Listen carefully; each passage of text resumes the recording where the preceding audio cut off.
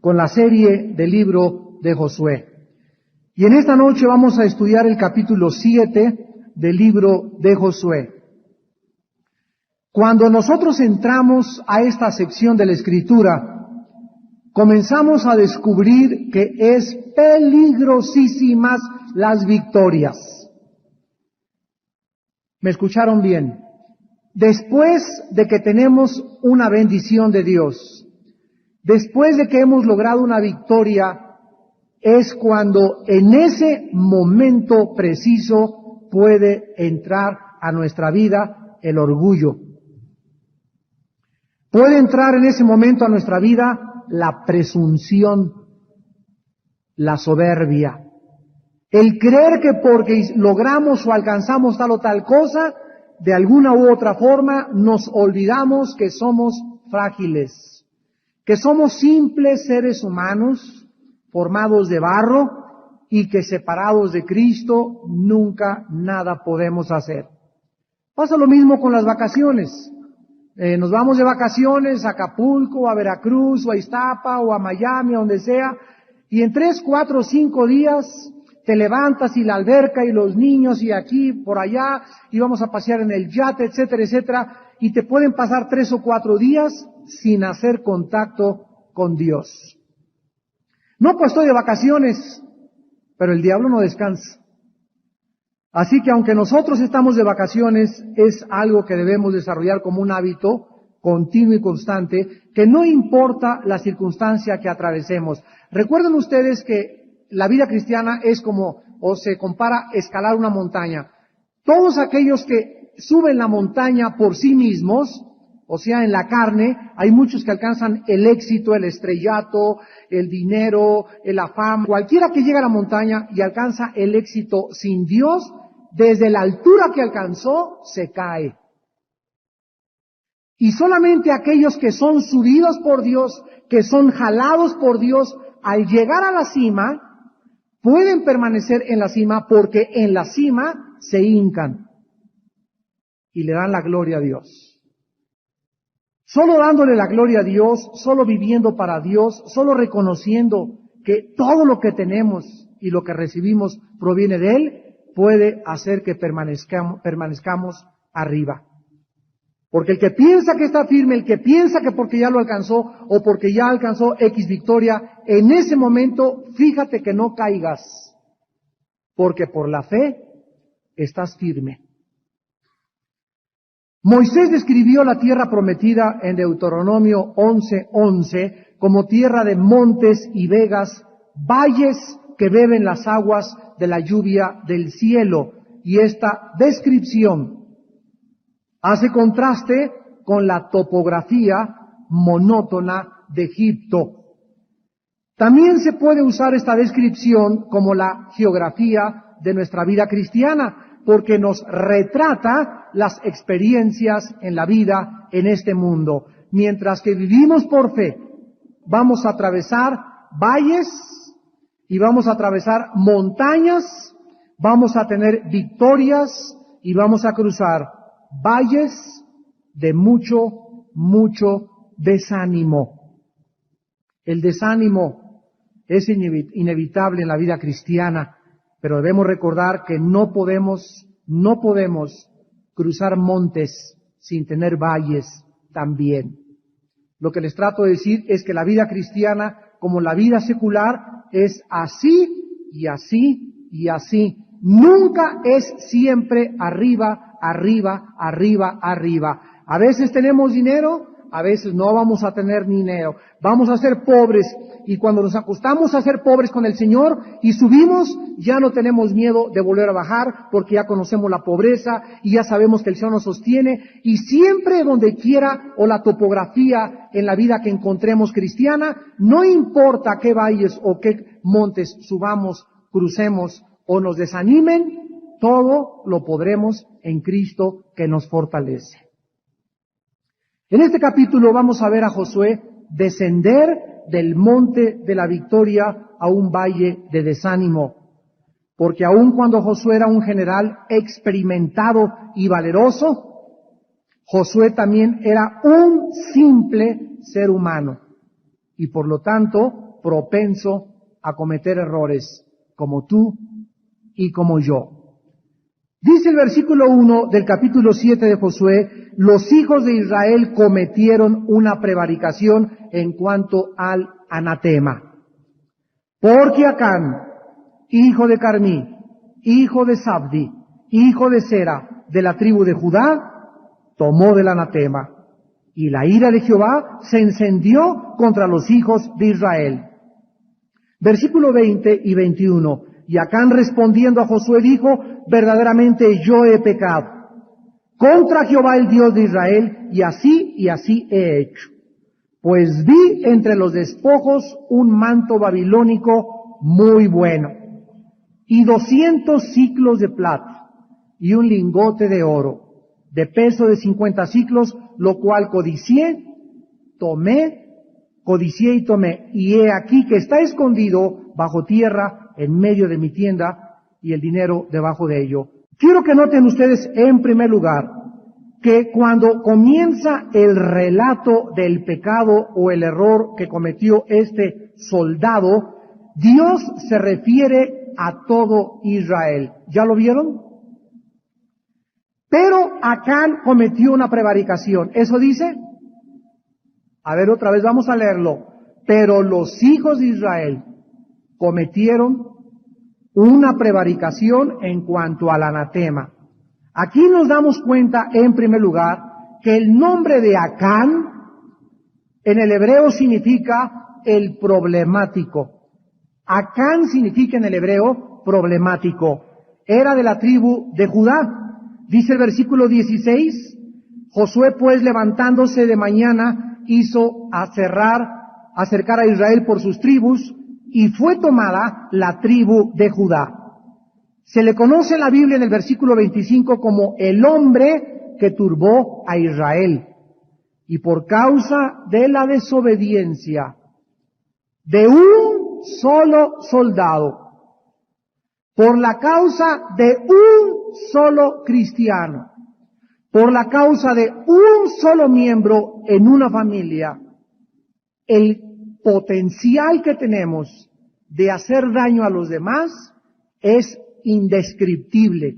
Y el capítulo 7 de Josué tiene como propósito principal enseñarnos que aunque un solo soldado de más de 600,000 soldados había tomado el manto babilónico en contra de las órdenes de Dios, había tomado dinero en contra de las órdenes de Dios, porque el tesoro, lo vimos la clase pasada, le pertenecía, eran los diezmos, Jericó eran los diezmos de Jehová, toda la ciudad era de Dios, no había nada que Israel pudiera tener para sí mismos. En las conquistas de otras ciudades que no fueran en Canaán, podían los soldados tomar el botín, y perdonaban muchas veces el ganado y a las mujeres. Pero aquí en Jericó era la primera ciudad de la conquista, los frutos y los primeros frutos tenían que ser completamente entregados a Dios. Si yo hago un negocio, lo primerito que hago es entregárselo al Señor, el diezmo, ¿verdad? Los primeros frutos. Siempre que apartemos lo primero para Dios, estamos dándole honra, gloria y honor. Vamos a ver que no podemos menospreciar, pues, el inmenso daño que una sola persona puede ocasionar cuando no está en la voluntad de Dios. Cuando nosotros somos cristianos, hermanos amados, y pasamos del gobierno de Satanás al gobierno de la luz de Jesucristo, entramos y operamos ya en otra dimensión, con otra perspectiva, con otra visión, con otros anhelos, con otras metas. Y ahora que estoy ya en el reino de la luz, tengo que recordar Romanos 14, que ya no vivo para mí mismo. Que si yo soy el padre de mi familia y yo fornico, yo soy adúltero, voy a lastimar a mi esposa y a mis hijos. Que si tú eres hijo de familia y te drogas, vas a lastimar a tus hermanos, a tus hermanas, a tu padre y a tu madre. El daño y el pecado que hacemos no es solamente como decíamos antes de ser cristianos, es que es mi vida, déjenme hacer lo que a mí me da la gana. Es que ahora ya no es tu vida. Ahora formamos parte de una comunidad. Y no somos seres humanos aislados que uno se droga, otro es ladrón, otro es borracho, sino que todo lo que hacemos nos afecta a todos. A todos nos afecta. Y esta es la visión que quiere Dios que desarrollemos en Josué capítulo 7. Que el pecado de un hombre en la iglesia, un adúltero en la iglesia, a quien no se discipline. Una persona que le deba dinero hace 2 años a otra persona aquí en la iglesia, que no se le discipline y que lo sepamos los pastores.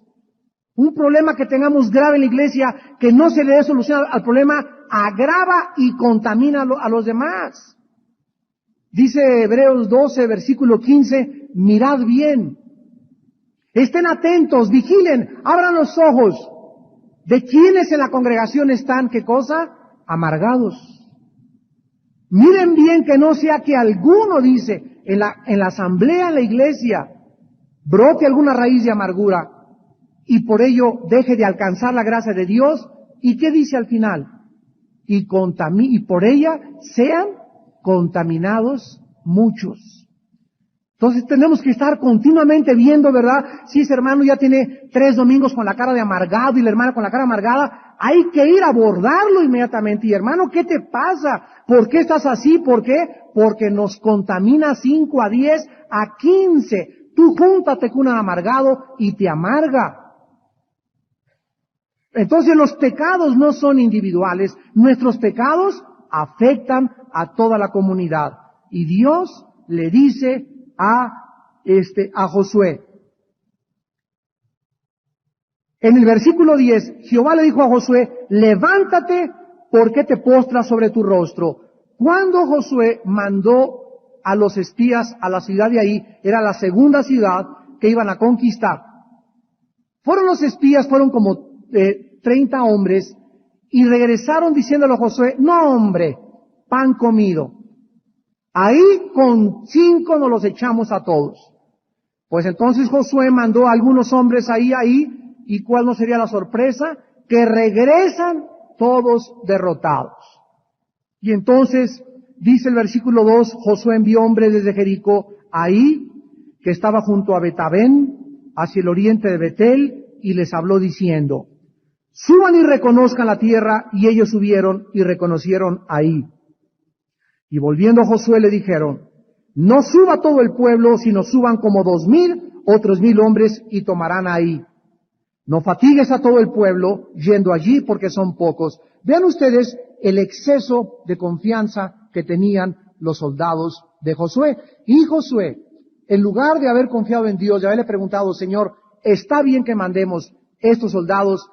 Se confió en que, no hombre, pan comido, no hay ningún problema, lo vamos a conquistar. Josué le hizo caso a sus soldados. Dice el versículo 4 que subieron allá del pueblo como 3,000 hombres, los cuales huyeron de delante de los de ahí. Y los de ahí mataron de ellos a unos 36 hombres y los siguieron hasta la puerta de Sebarim y los derrotaron en la bajada. Por lo cual el corazón del pueblo desfalleció y vino a ser como agua. ¿Por qué culpaba Dios a Israel por el pecado de un solo hombre? ¿Y por qué no solamente a un grupo de tribus o clanes o familias e individuos? Porque Dios moraba en medio del campamento y esto hacía a los judíos un pueblo especial. ¿Qué dice Primera de Corintios capítulo 12, 25 al 27? ¿Podrá la oreja decir, no te necesito a la mano? ¿O podrá la mano decirle a la nariz, no te necesito? ¿O podrá el pie decirle a la cara, no te necesito? Dios configura a la iglesia como un cuerpo en Corintios 12. Y exactamente si yo me doy un machucón en la uña de mi mano derecha, todo el cuerpo siente el dolor. Si me cortan la oreja, todo mi cuerpo siente dolor. De manera que, si un miembro padece, todos padecen. Si alguien se alegra, todos se alegran. Si alguien se duele, todos se duelen. Porque somos una comunidad.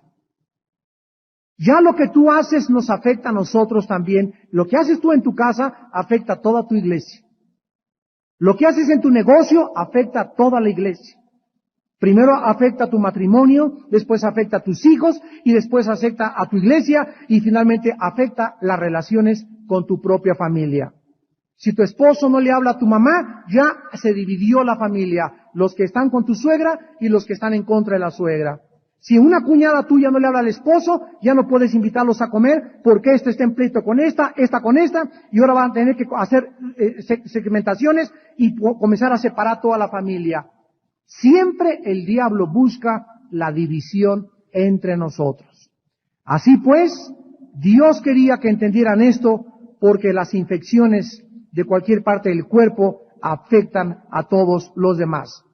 Veamos en primer lugar los errores de Acán. Dice el versículo 20 y 21 que Acán respondió a Josué y le dijo: verdaderamente yo he pecado contra Jehová el Dios de Israel, y así he hecho.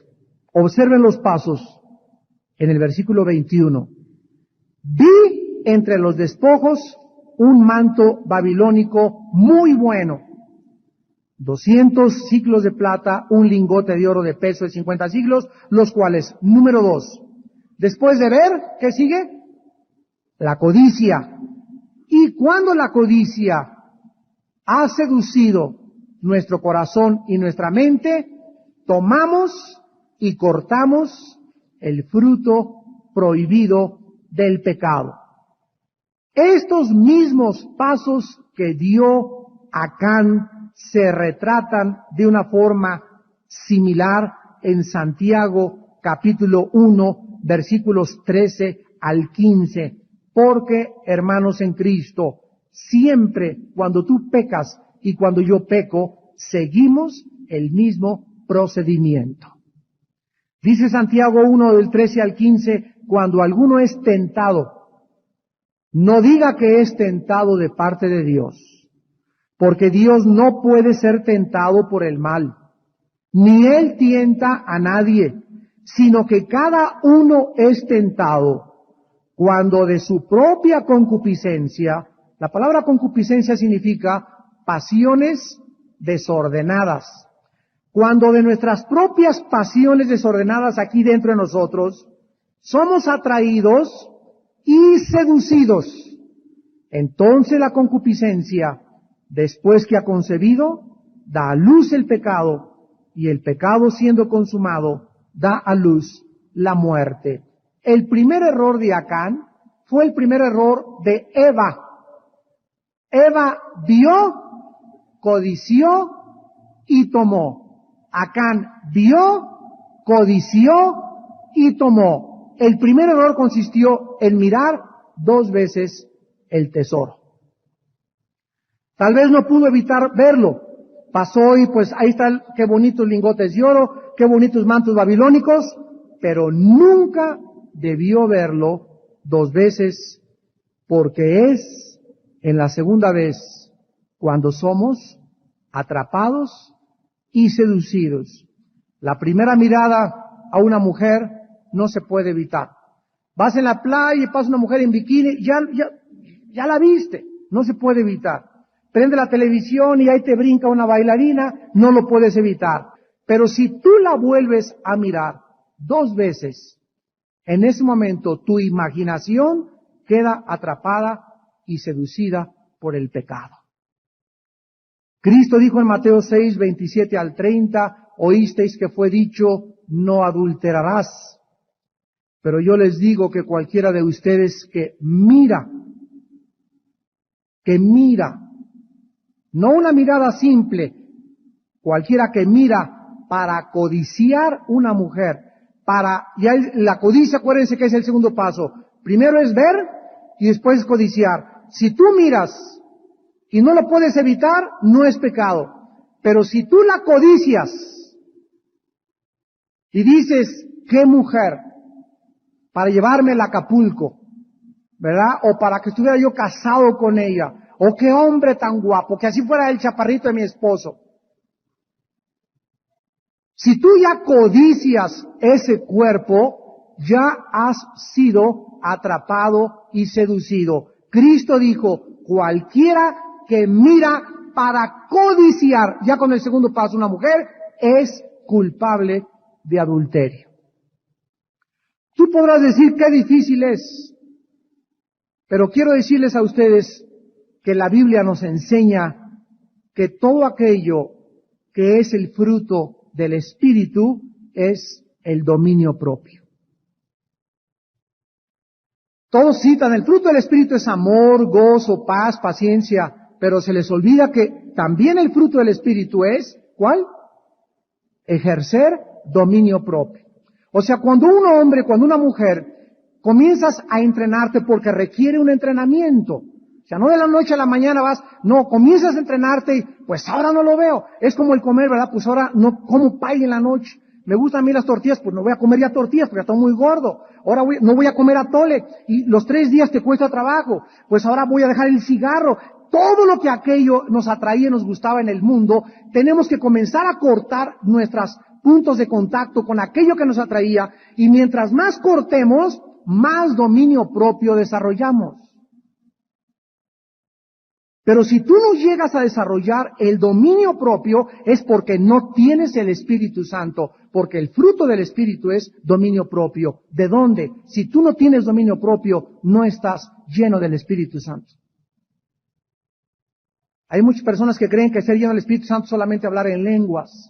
O ser lleno del Espíritu Santo es tener visiones, o ser lleno del Espíritu Santo es ver sueños o extravagancias, etcétera, etcétera, o cosas sobrenaturales. Y la Biblia es tan clara, y nos complicamos tanto la doctrina elemental cristiana. Ser llenos del Espíritu Santo es ser llenos de santidad.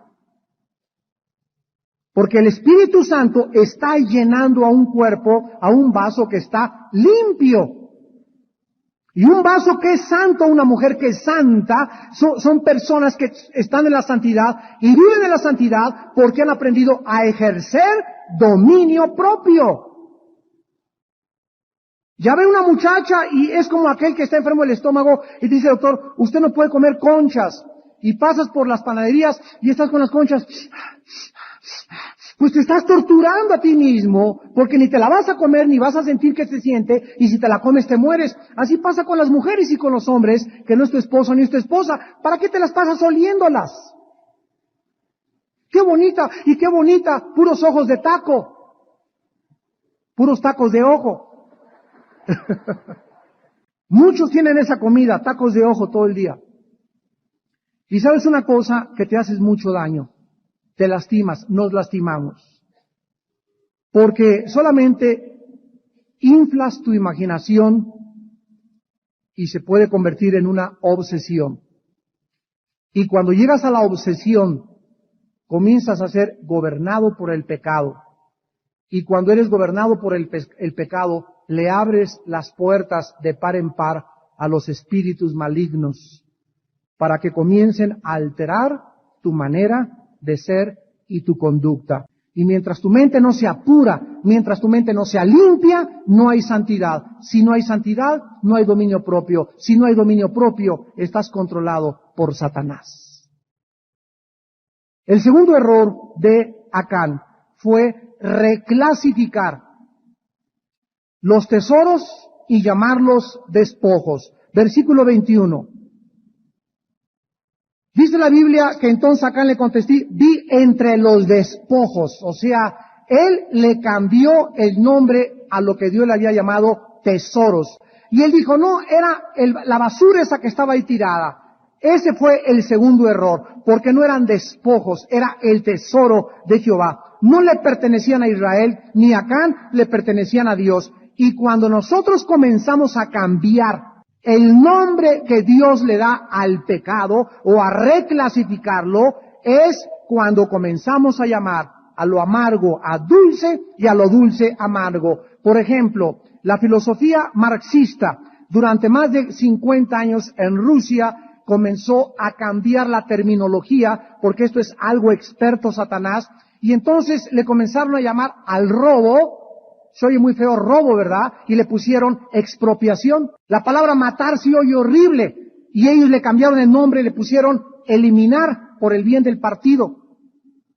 Entonces comenzaron a cambiar las palabras, ¿verdad? El robo es robo, el matar es matar, no, es expropiar, no, es eliminar, es suprimir para un adelanto tecnológico y científico más en el mundo. Fíjense nada más la faramalla de cosas que le ponen para reclasificar y que suene dulce. ¿Se imaginan que cada cultura, una cultura le llama expropiar, otra robar, otra permite drogas, otro de acuerdo a su sociedad permite estas cosas? ¿Se imaginan ustedes que cada cultura en el mundo hiciera lo que bien le pareciera delante de sus ojos y de acuerdo a su desarrollo étnico y a su desarrollo social? ¿A dónde llegaría el mundo si no tuviéramos los 10 mandamientos? Si no hubiera un solo código de moral para los noruegos, para los de Dinamarca, para los de Holanda, para los franceses, para los alemanes y para los argentinos y para los mexicanos. Por eso Dios nos deja un código universal para todos los hombres, y para todos es no matar, no fornicar, no codiciar, no desear nada aquello. Dios es la gloria, honrar a Dios, honrar a nuestro prójimo, honrar nuestra familia, es el código moral de conducta de toda la humanidad. Y el que quiera cambiar este código recibe las retribuciones debidas a su extravío. En tercer lugar, Acán, dice la Biblia, codició. Eso fue su tercer error. En lugar de haber cantado alabanzas por la gran victoria que Dios le dio, Acán comenzó a imaginarse, con esta lana lo que voy a hacer. Y ahora sí voy a pagar la renta, y voy a pagar aquello, y ahí estás tú trabajando en el banco de cajero, y pues aquí, a ver, vénganos a tu reino 3 o 4 de a 1000, y yo en la noche puedo sacar a mi chava a bailar, y si no le pago al hermano lo que le debo, con ese dinero puedo hacer estas cosas, y comenzamos en nuestro corazón a desear aquellas cosas que Dios quiere que nosotros no deseemos. ¿Saben ustedes cuál es la diferencia entre la codicia y la avaricia? ¿O son sinónimos? De ninguna manera. Codiciar es querer más de lo que tenemos. La avaricia es guardar más de lo que tenemos. La avaricia es tener y debajo del colchón. Y ahí, y ahí, y ahí, y ahí. Esa es avaricia. Trabajas y lo guardas. Trabajas y lo guardas y se te hinchan así las bolsas, ¿verdad? Y la codicia es, quiero más, más, más, más, más, más, más. Los dos son pecado y los dos destruyen la personalidad humana. En cuarto lugar, él pensó que podía salirse con la suya. Y esta es la más grande manifestación del pecado. El pecado nos hace creer que nadie nos ve, que la vamos a librar, que no nos van a cachar, que si me cachan ya tengo la forma de poder evadir y poder huir de aquello que voy a confrontar. Adán y Eva, ¿qué hicieron cuando pecaron? Se escondieron inmediatamente de Dios. ¿Recuerdan? Pero sin embargo, Números 32:23 dice, tus pecados te alcanzarán. Qué locura que Acán pudiera esconderse de aquel ante cuya presencia están abiertas y desnudas todas las cosas. Hebreos 4:13. Todas las cosas están abiertas y desnudas delante de Dios. Nadie te ve en el banco robar, pero hay un Dios que te ve. Nadie te ve que andas con otra mujer y crees que tienes un departamento con un amante, y Dios sabe perfectamente bien, y Dios va a sacar a la luz tarde o temprano tu pecado y mi pecado. Nada se le puede esconder a Dios, y es la locura más grande creer que podemos salirnos con la nuestra. No te vas a salir con la tuya. Hace algún tiempo, en la ciudad de Cuautla, cuando teníamos ahí una iglesia, hace algunos años, en el 88, había una muchacha de la familia alta de Cuautla, muy bonita, y de repente fui a su casa un día y me encuentro a los papás, pastor, no se imagina usted que estamos desesperados. ¿Qué pasó?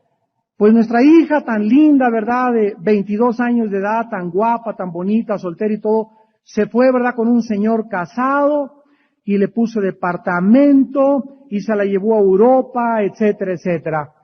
Y ahora la esposa del señor ha venido conmigo para decirme que por favor le diga a nuestra hija que no sea tonto, que él está casado y todo. Y me dijo la señora, pastor, quiero decirle que pues mi hija ya sabe que este hombre es casado.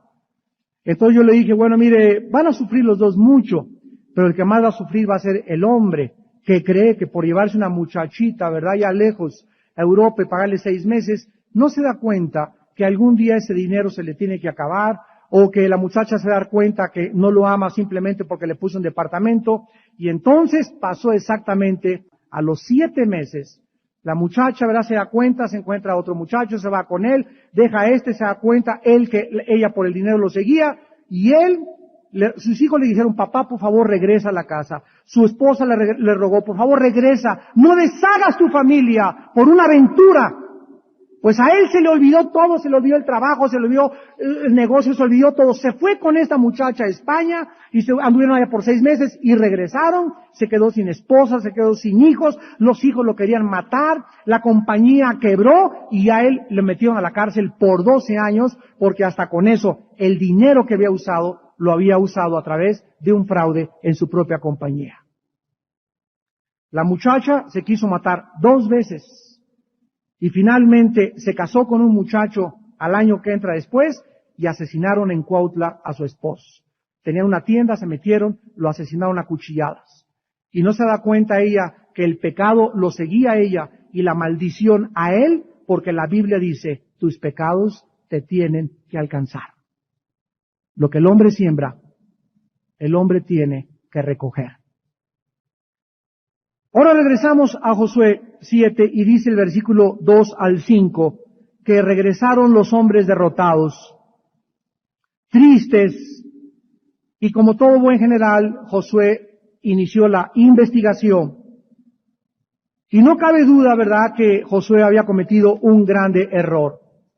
Ahí estaba localizada, en un terreno montañoso, como a 20 kilómetros de Jericó, como a 500 metros a nivel del mar.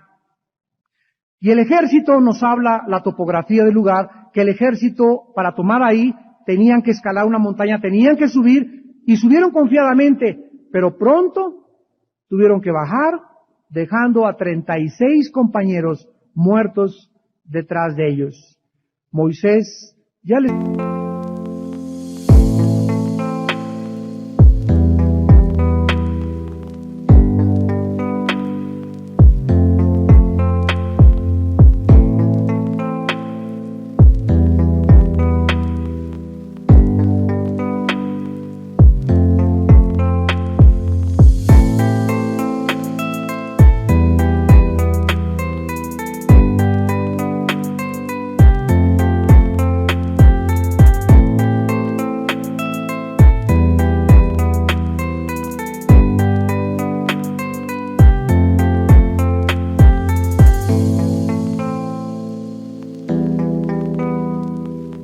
había advertido anteriormente en Deuteronomio 32:30 que un soldado haría huir a 1000 y 2 a 2000. 3 soldados judíos, de acuerdo a Moisés, pudieron haber derrotado a toda la ciudad de ahí si la nación hubiera agradado a Dios. Dice Isaías 59:2, no se ha acortado el brazo de Jehová para salvar. No es que Dios no te haya querido bendecir. No es que Dios no haya querido darte un buen trabajo. No es que Dios no haya querido darte un buen marido o una buena esposa. Pero tus pecados se han puesto en medio entre Dios y las bendiciones. Y no es que se haya cortado su brazo, sino que tus pecados han hecho estorbo para que Dios te bendiga. Y es increíble que por el pecado de un solo hombre hayan muerto 36 soldados y una nación que pudo haber sido vencida por 3 soldados judíos, pero con Dios de su lado, fueron tristemente desbaratados.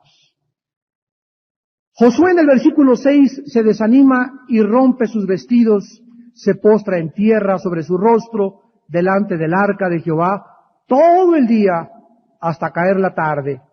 Y junto con él los líderes o los ancianos, y todos echaban polvo sobre sus cabezas. Aquí nos encontramos que este líder, que en Josué 6, versículo 27, había sido engrandecido, ahora estaba mortificado, angustiado y desanimado, simplemente porque sus mejores planes se habían desbaratado por ignorar que el pecado es el más grande enemigo de nuestras bendiciones.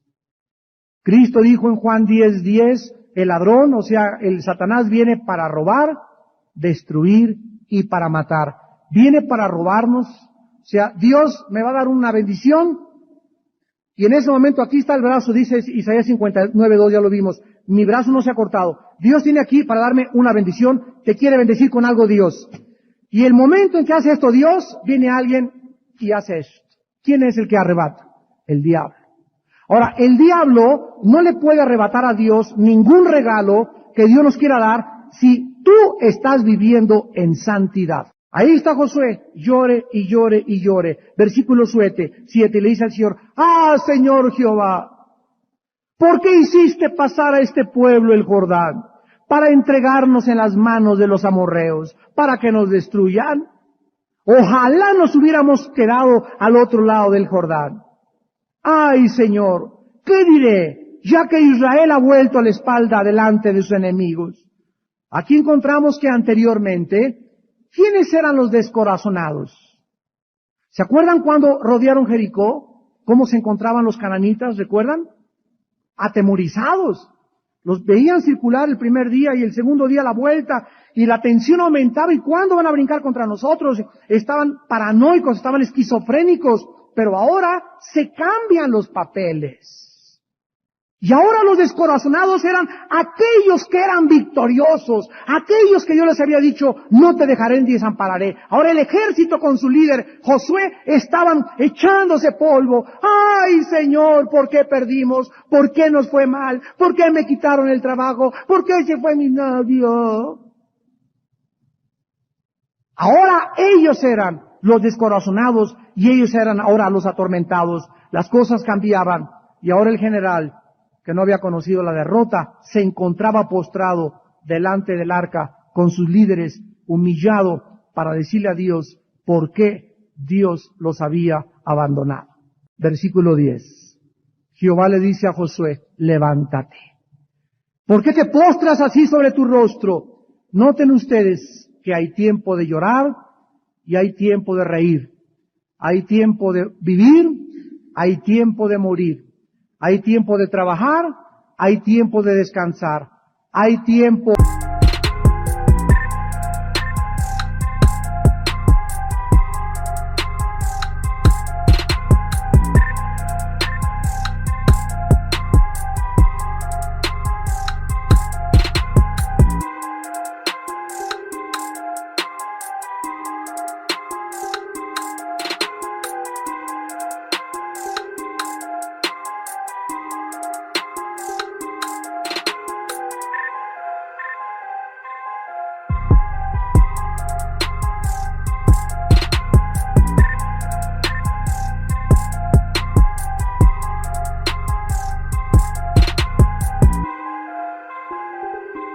de orar y hay tiempo de actuar.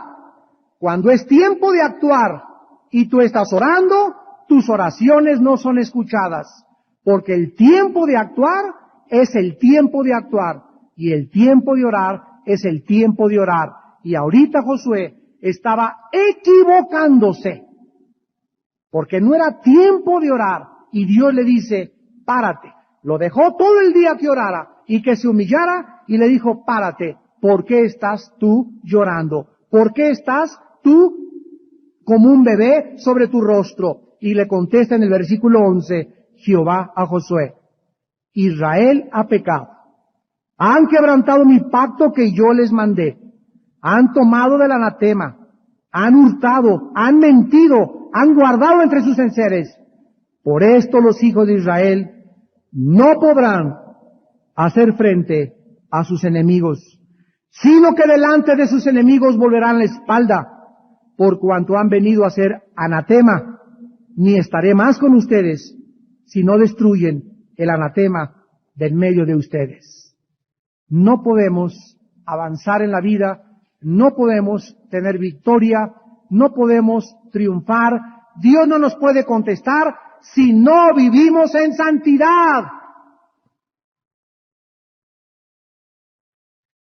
La ley de Jehová es perfecta, no hay nada torcido ni perverso en ella. La fe es por el oír. Si tú dices que crees en la Biblia y tu vida no es limpia y no es pura, tu fe es la fe de los demonios, porque la fe sin obras es muerta. La lección es muy clara en esta noche. Dios no podrá luchar a nuestro lado, no podrá defendernos. Dice el Salmo 34, el ángel de Jehová acampa alrededor de los que ¿no oí? De los que le temen y los defiende. Dice el Salmo 91:1, el que habita al abrigo del Altísimo, el que vive cerca de Dios, ¿verdad? ¿Por qué vive cerca de Dios? Dice el Salmo 15, ¿quién subirá al monte de Jehová? El que anda en integridad. A Josué le dijo Dios, quítate tus zapatos que estás pisando tierra santa. A Moisés, quítate tus zapatos porque estás pisando tierra santa. Cualquiera que quiera caminar en mis terrenos, cualquiera que quiera caminar conmigo, dice Dios, ¿podrán andar dos juntos si no estuviéramos de acuerdo? ¿En qué tenemos que estar de acuerdo para caminar con Dios? En caminar en santidad. Si voy a caminar con Dios, tengo que estar de acuerdo que Él es santo. Estoy de acuerdo que eres santo y que tú quieres que yo sea santo. Una vez que hay este acuerdo, caminamos juntos. Mientras no hay este acuerdo de santidad entre Dios y yo y Dios, no podemos llegar, porque Dios se va para acá y me deja solito. Y yo creo que estoy caminando con Dios y dice 1 Juan 1, el que dice que conoce a Dios y anda en tinieblas, el tal es mentiroso. Porque Dios es luz y ningunas tinieblas hay en Él. Les abandona, les deja perder, les deja sufrir la derrota, porque el pecado es la causa de todos nuestros malestares, sufrimientos, desánimos, angustias, incertidumbre y todo aquello que Dios no quería para nuestra vida. Los pensamientos de Dios para nuestra vida son de paz.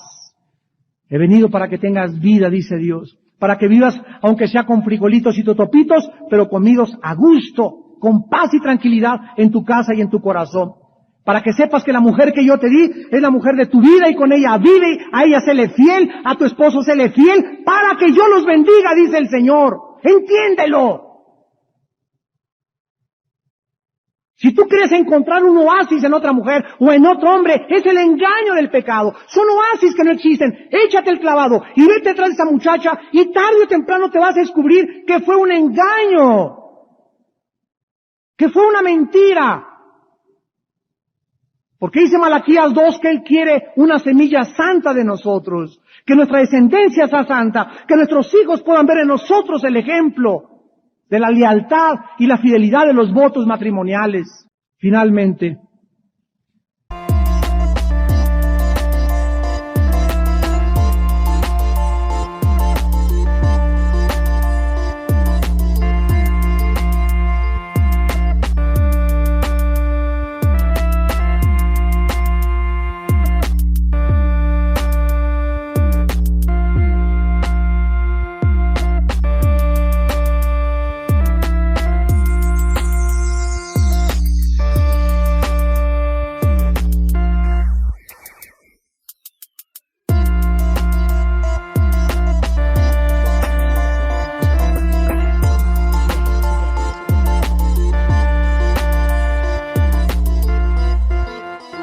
versículo 16, Josué se levanta de mañana, hace acercar a Israel por las tribus y toman a la tribu de Judá.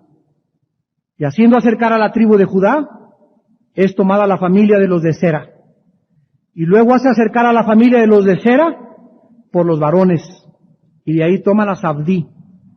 Hizo acercar a su casa por los varones y fue tomado Acán, hijo de Carmí, hijo de Zabdi, hijo de Sera, de la tribu de Judá. Y entonces Josué le dijo a Acán, hijo mío, da gloria a Jehová el Dios de Israel, y dale alabanza, y declárame ahora lo que has hecho, no me lo encubras. Ya sabemos que entonces comienza a confesar. Acán, la frase, da gloria a Dios, era la forma oficial de cómo hacían los juramentos en Israel. Puesto que la ley de Israel prohibía que los miembros inocentes de una familia fueran castigados por los pecados de sus parientes en Deuteronomio 24:16. Observemos que la familia de Acán es destruida con él. Entonces, esto nos demuestra que la familia de Acán también, cuando Acán llegó a su casa con lo robado, la esposa y los hijos estuvieron de acuerdo, porque su deber era denunciarlo inmediatamente. Se hicieron cómplices del pecado al haberlo apoyado y no denunciado. Tanto mata el que mata la vaca como el que estira la pata. Si tú ves a un hermano que comete pecado, si tú ves a un hermano que el domingo se llevó una bolsa o que robó algo y tú no lo denuncias ante los líderes, tú eres cómplice de ese pecado. Y el juicio de ese pecado que Dios le manda al hermano, también te lo manda a ti por ser cómplice y partícipe del pecado.